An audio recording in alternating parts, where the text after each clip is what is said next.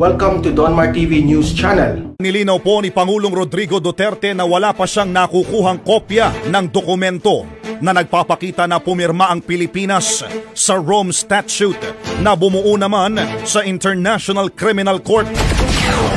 Sa Talk to the Nation ng Pangulo kagabi ay itinanggi niya na nagkaroon ng anumang publication sa Pilipinas kaugnay sa signing ng Rome Statute. Kinuwestiyon naman ng Pangulo si retired Associate Justice Antonio Carpio kung bakit walang recorded na publication ang pagpirma ng Pilipinas sa naturang kasunduan. Ipinunto ng Pangulo na itinuturing ng Korte Suprema na fatal ang anumang polisiya na walang publication sa Official Gazette. Dahil dyan ay naniniwala po ang Pangulo na walang saysay ang pag-pull out ng bansa mula sa Rome Statute noong May 2019 dahil hindi naman talaga kabahagi nito ang Pilipinas. Sambayan lead convener and former Supreme Court Associate Justice Antonio Carpio believes obliging social media users to reveal their identities such as names and country of origin will prevent the continuous increase of troll accounts. Social media platforms must not allow these which spread fake news and attacks. The solution is simple. Require all those who comments in online publications, online platforms, to reveal their real identity. If you are from China, state your name and state your country of residence. Some opposition candidates allegedly are forced not to disclose their plan to run for the 2022 elections because they are afraid to be attacked by the Duterte troll farms. Ang daming mga kandidato, sabi nila, if they announce now, atakin sila ng mga trolls ni President Duterte. So they are delaying their announcement. So dinelay namin yung nomination period. But in the meantime, we are conducting town hall meetings. Carpio stresses it will be hard to file charges against individuals behind those accounts if their identities are unknown. Because if you put your real name, you will be very circumspect. You will weigh every word you put there because you could be sued for libel, or you could be laughed at if you are expressing something ridiculous. Carpio added shutting down fake or troll accounts must be initiated by the social media platforms. He mentioned when Facebook had shut down fake accounts from Fujian province in China in September 2020 that allegedly supported President Rodrigo Duterte and Mayor Sara Duterte Carpio's presidential bid. Meanwhile, former Communications Undersecretary Manuel Quezon III believes that the administration's campaign against illegal drugs will favor the administration's candidates, for it still earns support from the public. Though it is controversial, but some people are satisfied by this effort of the Duterte administration and the president's courage to fight big businessmen in the country. Sinasabi niya, kung wala ako, kung mawala ako o ang papalit ay hindi galing sa ating hanay, lalaki at kakalat pa ang problema sa drogas. Ang advantage ng message na ito ay talagang kumbinsido naman ang presidente dito, at pangalawa, marami pa rin naniniwala dito. Meanwhile, Harleen Isambayan coalition is allegedly still open to accept individuals that will undergo their selection process for the unified opposition candidates in the 2022 elections. Ayan, magandang araw po sa inyo lahat. Ito na naman po si Banat Bayat. Ngayon very special kasi sa totoo lang, this is my first time na Ang tagal ng intro mo, anak ka ng hayop ka. Dapat pasok agad. Dami mo sinasabi, Banat Bay. Kainis, hindi naman ikaw ang topics eh. Usap ang mayora ng Davao, ang kilalang kilala at sikat na sikat. Nagpapakit kang animal ka eh. Huwag ganun. Porque nasawa na yan si Madam, ikaw naman na Banat Bay. Siyempre, ang inaasahan nating masusunod na Pangulo. Madam, magandang araw po sa inyo. Mapayapang araw po, Sir Bay, at sa lahat ng followers and viewers mo. Ma'am, may question lang po ako na ito yung siyempre mga gustong marinig po ng ating mga kababayan. Oh, ano Una ba? po, Kailan po ba kayo magde-declare ng candidacy nyo bilang Pangulo ng ating bansa? Sabi siguro ni Mayor Sara, pinangungunahan mo ako, masyado ka. Ano ka, katulad ka nun si ano? Ang pangalan nun? Yung si Andaya. Pinangungunahan si Mayor Sara. Huwag kang ganyan, Banat Bay, wala kang karapatan, di ka ba naging congressman? Pag naging congressman ka na, tsaka ka magmangunang-una dyan. Nagmamagaling ka. Pero nahuba kayong desisyon? Sa ngayon, patuloy pa rin yung pakikipag-usap ko sa pamilya ko, sa tatay ko, sa nanay ko, at sa ating mga kaibigan galing noong 2010, noong 2016, and 2019. At yung mga nananawagan ngayon sa akin na tumakbo. So yun yung ginagawa natin ngayon. Nakikipag-usap tayo sa kanilang lahat. Pangalawa po, ma'am, just in case lang po na you decided na to run, just in case lang po. Sinabi nga nag-uusap pa eh. Yan itong Banat Bay na ito, masyadong ano? Alam naman po natin ang gusto ng taong bayan is yung continuity ng mga magandang ginawa ni Pangulong Duterte. Ano pa yung inyong itutuloy? Nabubulol! Bleh! Nabubulol! Wala ka pala eh! Wala ka! Animal ka! Nabubulol! Meron man kayong i-improve? Ano po yung i-improve ninyo? Yes, oo. Ganon yan lagi ang ginagawa ko kay PRD, no? Kasi meron na akong experience niyan dito sa Davao City. Naging mayor siya at sumunod ako sa kanya. So lahat ng mga hindi niya natapos sa kanyang term. Gusto ko yung part na yan. Lahat ng hindi natapos ni Pangulong Duterte. Di ba panalo yan? Madami subway, Lahat ng mga taga-Asia, may subway na. Tayo na lang ata nawawalan ng subway. Pagkaiba na pumalit, naku po, yari na. Pero pangako ni Mayor Sara, lahat ng hindi natapos ni Pangulong Duterte, itutuloy niya. Di ba? 9 years at mga kailangan simulan base sa plano ng syudad namin ay ginagawa ko at tinutuloy ko para sa kanya. So I know continuity from PRD and I've done it already. Yan ang maganda. I've done it already.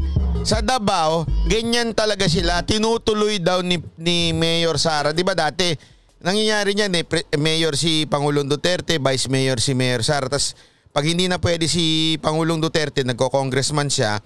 Tapos si Mayor Sara ang nagba-Vice Mayor. At tinutuloy daw. Palakpakan, isa pa. Yung iba, hindi nila itutuloy. Di doon kayo, kung gusto ninyo. Doon kayo, yung isa may humihirit ditong BBM, di doon ka na lang.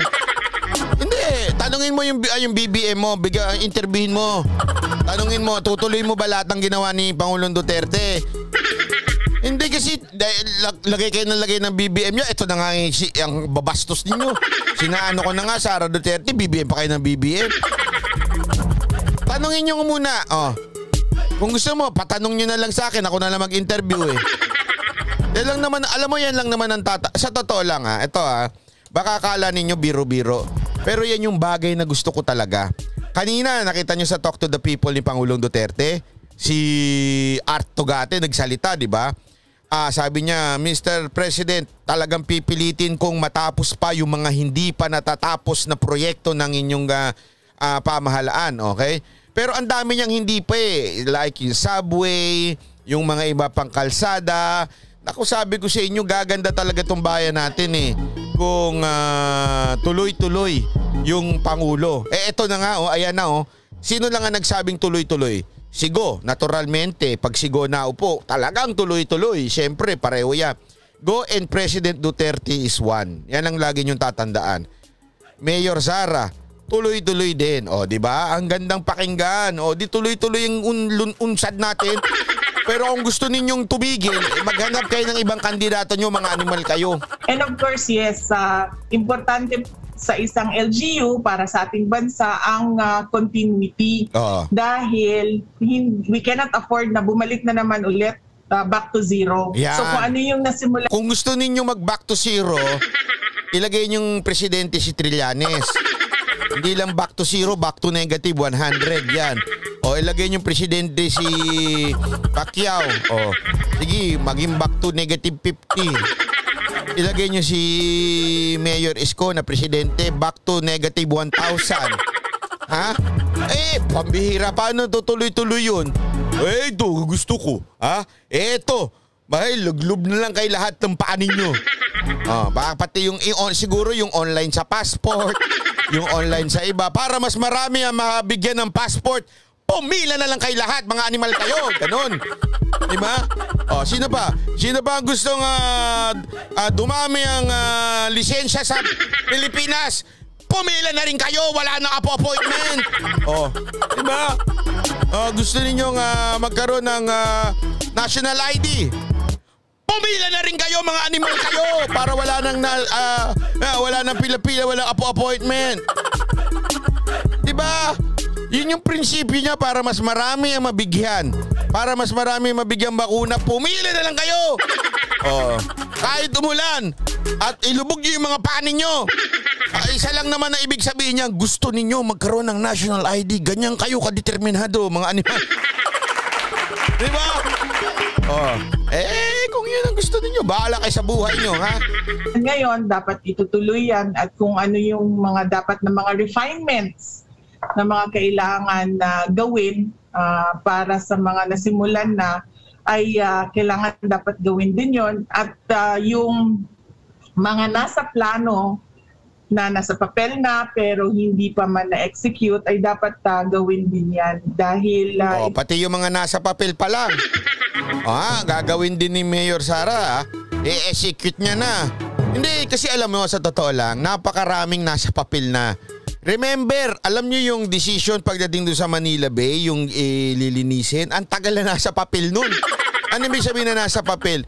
Matagal ng desisyon ng korte na linisin yan. Pero kay Pangulong Duterte lang gumalaw yan. Yan daw ang isa sa gagawin pa ni Mayor Sara. Yung mga pinlano ni Pangulong Duterte na syempre nasa papel pa dahil wala pa masyadong budget, itutuloy daw ni Mayor Sara. Di ba? Maganda. Importante na ituloy-tuloy kung ano yung nasimulan. Kaya sabay-sabay tayo, tuloy lang babago.